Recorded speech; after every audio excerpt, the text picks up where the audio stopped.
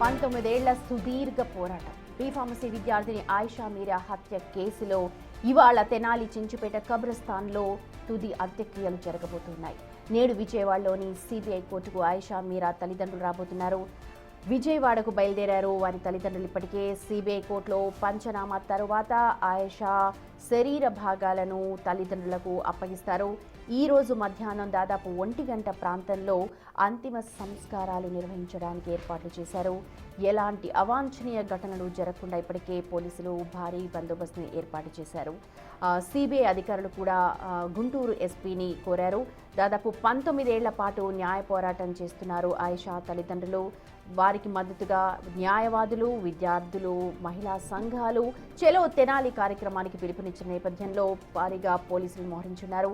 విజయవాడ నుంచి పెద్ద ఎత్తున తెనాలికి బయలుదేరుతున్నారు వీరంతా కూడా.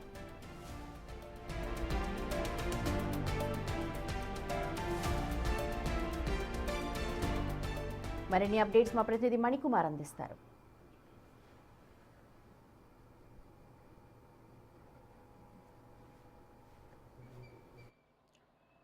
ఆయిషా మీరాకు సంబంధించి ఈరోజు తుది అంత్యక్రియలు జరగబోతూ ఉన్నాయి. ఇప్పటికే సిబిఐ కోర్టు ఆయిషా మీరాకు సంబంధించిన అవశేషాలు తల్లిదండ్రులకు అప్పగించాలని చెప్పింది. ఈరోజు తెనాలిలోని కబ్రస్థాన్లో ఆయిషా మీరాకి రెండోసారి అంత్యక్రియలు జరుగుతూ ఉన్నాయి. అయితే ఇప్పటికే ఆ తల్లిదండ్రులు విజయవాడ బయలుదేరుతున్నారు. నేను ప్రస్తుతం తెనాలిలోని ఆయిషా మీరా ఇంటి వద్ద ఉన్నాను. మీరు ఒకసారి విజువల్స్లు చూడొచ్చు. తల్లిదండ్రులు ఇప్పటికే విజయవాడ బయలుదేరడానికి సిద్ధంగా ఉన్నారు. 2019లో సిబిఐకి ఈ కేసు అప్పగించిన తర్వాత రెండవసారి పోస్ట్ మార్టం నిమిత్తం ఆయిషా మీరా ఖబర్ అంటే సమాధి నుంచి శరీర అవశేషాలను తీసుకున్నారు. అప్పటి నుంచి కూడా తల్లిదండ్రులకు అవి అప్పగించలేదు. ఇప్పుడు కోర్టు ఆదేశాలతో ఈరోజు సిబిఐ కోర్టులో తల్లిదండ్రులకు ఆయిషా మీరా అవశేషాలను అప్పగిస్తారు. ప్రస్తుతం మనతో పాటు తల్లిదండ్రులు ఉన్నారమ్మా. చాలా ఏళ్ల తర్వాత ఇప్పుడు మీ కుమార్తె శరీర భాగాలను చూడబోతూ ఉన్నారు. ఎలా అనిపిస్తుంది? చాలా బాధగా ఉందండి. ఇన్ని సంవత్సరాలు అయినాక ఏ ప్రపంచంలో ఎవరికి కూడా ఇలాంటి స్థితి రాకూడదు. ఈనాడు మేము పాప ప్రాపర్టీస్ తీసుకోవటానికి సిబిఐ జడ్జి దగ్గరికి వెళుతున్నామండి. మీరు ఊహించారా? అంటే సిబిఐ ఖచ్చితంగా అంటే దేశంలో అత్యున్నత దర్యాప్తు సంస్థ సిబిఐకి అప్పచెప్తే ఖచ్చితంగా న్యాయం జరుగుతుందని మీరు అనుకున్నారు, కానీ ఇలా జరుగుతుందని ఊహించారా? ఊహించలేదండి. నిజంగా సిబిఐ మీద ఎంతో ఆశలు పెట్టుకున్నాము, అసలే నేరస్తులను పట్టుకుంటారని. ఎందుకంటే దర్యాప్తు సంస్థలు చాలా నీతి నిజాయితీతో చేస్తాయి అనుకున్నాం. కానీ మా పాప కేసులో చూస్తే నీతి నిజాయితీ లేదు, అవినీతికి పాల్పడి కేసు మొత్తాన్ని కూడా తారుమారు చేసేసారండి. అసలు ఆధారాలే లేవని చెప్పటం జరిగిందండి. ఆధారాలు చాలా ఉన్నాయి. వాళ్ళు చేయాలనుకుంటే చేస్తారు, లేదనుకుంటే లేదు. కాబట్టి వాళ్ళ ఆధారాలు లేవని చెప్పారు, కానీ ఆధారాలు చాలా ఉన్నాయండి. 17 సంవత్సరాల మీ అమ్మాయి, 19 సంవత్సరాల మీ నిరీక్షణ పోరాటం, కానీ ఇలా జరుగుతుంది అనుకున్నారా? అంటే ఇక్కడతో ఆయిషా మీరా కథ ముగిసినట్టు లేదండి. మేము ఆ నేరస్తుల్ని పట్టుకొని వాళ్ళకి శిక్ష వేసేదాకా కూడా మేము పోరాటం చేస్తూనే ఉంటాం. మన ఇప్పుడైనా సరే సీఎం గారు స్పందించి మమ్మల్ని పిలిస్తే మేము ఒకటే కోరుకుంటామండి. హైకోర్టు సిట్టింగ్ జడ్జి తోటి జ్యుడిషియల్ ఎంక్వైరీ చేయమని కోరుకుంటామండి. ఇప్పటికీ మీకు వయసు మళ్ళింది, దాదాపు 19 సంవత్సరాలు పోరాడారు. ఇంకా పోరాడే శక్తి కూడా లేదని మీరు చాలాసార్లు ఆవేదన వ్యక్తం చేశారు. ఇక్కడి నుంచి ఈ రోజుతో అంత్యక్రియలు అయిపోయిన తర్వాత ఇంకా న్యాయం కోసం పోరాడతారా? ఏ విధంగా ముందుకెళ్తే ముఖ్యమంత్రి ఏమైనా కలిసే అవకాశం? ముఖ్యమంత్రిని కలవాలండి. కలిసి అదే ఇలా సిట్టింగ్ జడ్జిని జ్యుడిషియల్ ఎంక్వైరీ చేయమని కోరుకుంటాము. కానీ మా శాయి శక్తిలా ప్రయత్నిస్తామండి. ఆ నేరస్తులకి శిక్ష పడేదాకా ప్రయత్నిస్తూనే ఉంటాం. ఏం చెప్తారమ్మా? అంటే దోషులు బయటే తిరుగుతున్నారు, ఇది అంతా చూస్తూ ఉంటారు, ఈరోజు కూడా జరిగే కార్యక్రమం అంతా చూస్తూ ఉంటారు.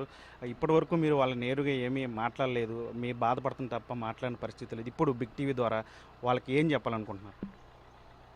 ఆ ఎదవలకి శిక్ష పడుతుందని చెప్తామండి. ఎందుకంటే ఇప్పుడు చాలా త్రిసభ్య కమిటీ అని ఒకటి వేసి జడ్జీలందరూ కలిసి ఇట్లాంటి నేరాలు ఏవైనా జరిగితే ఒక కమిటీ ద్వారా వాళ్ళని శిక్షించే అవకాశం కూడా ఉంది. అందుకని చెప్పి ఈ విధంగానైనా సరే వాళ్ళకి శిక్ష పడాలని అయితే పబ్లిక్ అందరికీ తెలిసి నేరస్తులు ఎవరు మొత్తం రాష్ట్రం మొత్తం కూడా తెలుసు ఆ నేరస్తులు ఎవరో. కాకపోతే మేము నేరస్తులు కాదామని దులుపుకొని తిరుగుతున్నారేమో కానీ ఇంతకన్నా దారుణం ఒకటి లేదు. కానీ పైన భగవంతుడు అనేవాడు ఉన్నాండి. ఒకవేళ వీళ్ళ శిక్ష అయిపోయినా వాళ్ళకి శిక్షలు భగవంతుడు తప్పకుండా వేస్తాడు. మీ మతాచారాలకి పక్కన పెట్టి న్యాయం జరుగుతుందని సిబిఐకి ఈ శరీర అవశేషాలను అప్పగించారు. ఇప్పుడు ఈరోజు ఆ మతాచారాల ప్రకారం ఇదంతా జరుగుతుందా? ఎట్లా సిద్ధం చేసుకున్నారు? మతాచారం ప్రకారమే తిరిగి ఆ అవశేషాలని, మా పాప అవశేషాలని ఖననం చేయబోతున్నామండి. మతాచారం మా మత పెద్దలు అందరూ వస్తారండి. వచ్చిన తర్వాత వాళ్ళ ఆదేశాల ప్రకారమే మేము ఖననం చేస్తామండి. మాట చెప్పండి. ఇంకా మీరు ఆయేషా మీరా కోసం, న్యాయం కోసం ఆమె ఆత్మహత్యాలంటే ఖచ్చితంగా దోషులను పట్టుకోవాల్సింది. మీరు పోరాడతారా? ఇంకా మేము మొదటి నుంచి ఒకటే చెప్తున్నామండి, ఈ పోరాటం అనేది నా బిడ్డను నాకు ఇవ్వడానికి కాదు కదా. ఎవరు కూడా, భగవంతుడు కూడా మళ్ళీ నా బిడ్డను నాకు ఇవ్వలేదు. సమాజ మేలుకొలుపు, ఇంకో ఆడబిడ్డకి ఇలా జరగకూడదనే మా పోరాటం. ఈ పోరాటం ఆగదండి, ఎట్టి పరిస్థితుల్లో ఆగదు. అక్కడ సిబిఐ కోర్టులో జడ్జి గారు చెప్పారు, కోర్టు సమస్య, కేసు సమస్యపోయిందని. ఆయిషా తల్లిదండ్రులు చెప్పలేదండి. ఈ పోరాటం తప్పకుండా ఈ రాష్ట్ర ముఖ్యమంత్రి స్పందించాలి. దీన్ని మేము ఏదైతే కోరుకుంటున్నామో డిసెంబర్ 27ని ఆయిషా మీరా సంస్మరణ దినంగా ప్రకటించాలి. అలాగే ఆయిషా మీరా పేరుతో ట్రస్ట్ ఓపెన్ చేయాలి. పేదవాళ్ళందరికీ, పేద ఆడపిల్లలందరికీ కూడా సహాయం చేయాలి. అలాగే సిట్టింగ్ జడ్జి, హైకోర్టు సిట్టింగ్ జడ్జితో జ్యుడిషియల్ ఎంక్వైరీ పెట్టి అప్పుడు ఇన్వెస్టిగేషన్ చేసిన పోలీస్ ఆఫీసర్స్ని, ఆ హాస్టల్లో మెయింటైన్ చేస్తున్న కోనేరు పద్మ వాళ్ళందరినీ కూడా, అక్కడ ఉన్న పిల్లల్ని కూడా ఇంట్రాగేట్ చేసి సత్యాలని రాత్రి 11 దగ్గర నుంచి తెల్లవారుజామున 5 వరకు జరిగిన విషయాల్ని రాబట్టి సమాజం కోసం న్యాయం చేయాలండి. అదే డిమాండ్ చేస్తాం. తప్పకుండా కలుస్తామండి. ఆయన స్పందించాలి. ఆయన అపాయింట్మెంట్ కోసం ఆయన బిజీగా ఉన్నారని చెప్పారు.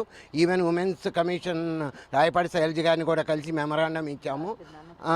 రాత్రి మా ex women's commissioner Nannapaneni Rajkumar గారితో కూడా మాట్లాడామండి.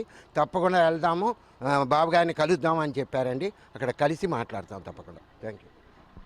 ఇది చూసాం కదా, ఈరోజు అంత్యక్రియలు జరగబోతున్న ఆయేషా మీరాకు సంబంధించి జరుగుతూ ఉన్నాయి. ఏదైతే 2019లో ఈ కేసును సిబిఐకి 2018 డిసెంబర్లో కేసును సిబిఐకి అప్పగించారు. సిబిఐకి అప్పగించిన తర్వాత అంటే రెండోసారి పోస్ట్ మార్టం చేయాలని చెప్పి సిబిఐ నిర్ణయించింది. ఈ నేపథ్యంలో 2019లో డిసెంబర్ 14వ తేదీన ఆయేషా మీరాకు సంబంధించిన ఖబర్, అంటే సమాధి నుంచి అవశేషాలను సేకరించింది సిబిఐ. దాదాపు 6-7 ఏళ్ళు నిరీక్షణ తర్వాత సిబిఐకి సంబంధించి కేసులో సాక్ష్యాధారాలు ఏమీ లేవు అని చెప్పింది. సాక్ష్యాధారాలన్నీ కూడా గల్లంతయ్యాయి కాబట్టి కేసును, దానికి సంబంధించి రిపోర్టు కూడా సిబిఐ అప్పగించింది. అయితే సిబిఐ ఇచ్చిన రిపోర్టు ఆధారంగా సిబిఐ కోర్టు కూడా తుది తీర్పును ఇటీవల ఇచ్చింది. కేసులో సాక్ష్యాధారాలు లేవు కాబట్టి, ఏమీ లభించలేదు కాబట్టి కేసును కొట్టేస్తున్నామని చెప్పింది. అయితే సిబిఐ 2019లో సేకరించిన ఆయేషా మీరాకు సంబంధించిన అవశేషాలను తిరిగి కుటుంబ సభ్యులకు అప్పగించారు. వాళ్ళ మతాచారం ప్రకారం అంత్యక్రియలు జరగాలని చెప్పి కోర్టు ఆదేశించిన నేపథ్యంలో ఈరోజు తల్లిదండ్రులు, సిబిఐ అధికారులందరూ కూడా విజయవాడ సిబిఐ కోర్టుకు వెళ్తారు. ఇప్పటికే తల్లిదండ్రులు విజయవాడ పైమాన్తో ఉన్నారు. అక్కడ కోర్టులో ప్రొసీజర్ అంతా అయిన తర్వాత, గుర్తింపు పంచనామా జరిగిన తర్వాత ఆయేషా మీరాకు సంబంధించిన అవశేషాలను తల్లిదండ్రులకు అప్పగిస్తారు. అక్కడి నుంచి ర్యాలీగా వాళ్ళంతా కూడా ఇక్కడికి వచ్చి తెనాల్లో కబ్రిస్తాన్లో ఆయేషా మీరాకు తుది అంత్యక్రియలు అయితే చేయబోతున్న పరిస్థితి కనిపిస్తోంది. ఇది ఇక్కడ పరిస్థితి. కెమెరామ్యాన్ వలీతో మణి, బిగ్ టీవీ, తెనాల నుంచి.